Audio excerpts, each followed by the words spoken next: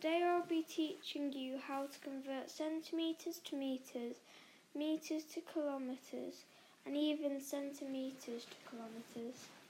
Well, that sounds really useful. I hope it's straightforward because this sounds like something I might find difficult. If I've got 1 metre, how many centimetres would I have? You have 100. 100? How do you work that out? Well, what I do is I get the 1 from the 1 metres and times it by 100 to get the right amount of centimetres. Is that what centi means? Yes. Okay, so does that work? If I've got 3 metres, how many centimetres would I have? Just times the 3 by 100 and you get 300 centimetres. Oh, right. And what about if I have 7 metres? Once again, just times it by 100 and you get 700 metres. Centimetres. No, you're trying to trick me there. How do you go back the other way? So how do you turn centimetres back into metres again? Well, you just divide it by 100 instead.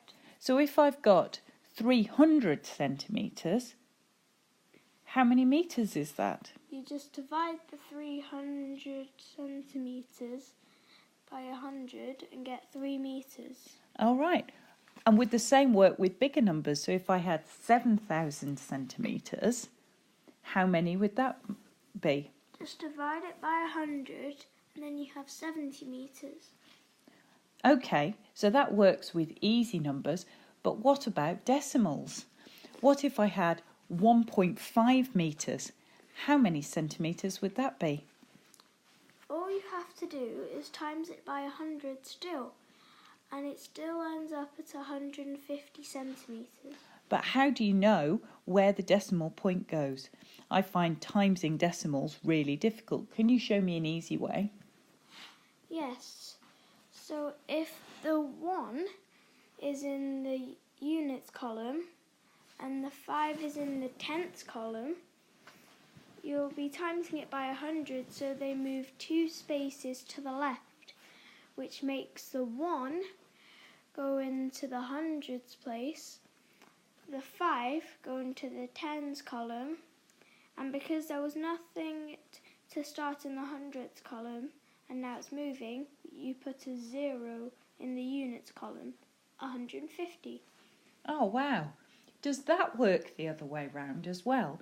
So what about if I had 20 centimetres? How many metres would that be?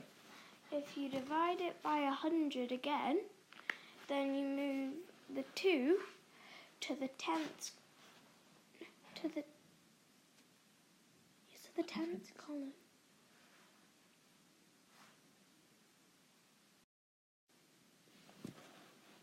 So you just move in the other direction. Yeah. This is really more straightforward than I thought. So what about turning metres into kilometres then? Well, there's 1,000 metres in 1 kilometre. Okay, so what about if I had 7,000 metres? You divide it by 1,000 to get 7 kilometres. Okay, but what if I had 6 kilometres? How many metres would that be? Now you just times it by 1,000 to get 6,000 metres. Does that work with decimals as well? Yeah. You just move 3 spaces instead of 2. Yeah. So 1.6 kilometres would be 1,600 metres. Oh, and 5,500 metres would be 5.5 kilometres. I think I'm getting it now. Yay. Okay, I think I've got this. But what about how do you turn 1 kilometre into centimetres? You just divide it, times it, by 10,000. That's a big number. So By 1,000 is 1,000 metres. So 1 kilometre equals 1,000 metres, or Kilometres. how many centimetres? 10,000. Wow, that's a lot. I think that it's a bit difficult to measure how far it is to Grandma's house in centimetres. This was really useful. Thanks for that. Okay. I think I've got it now.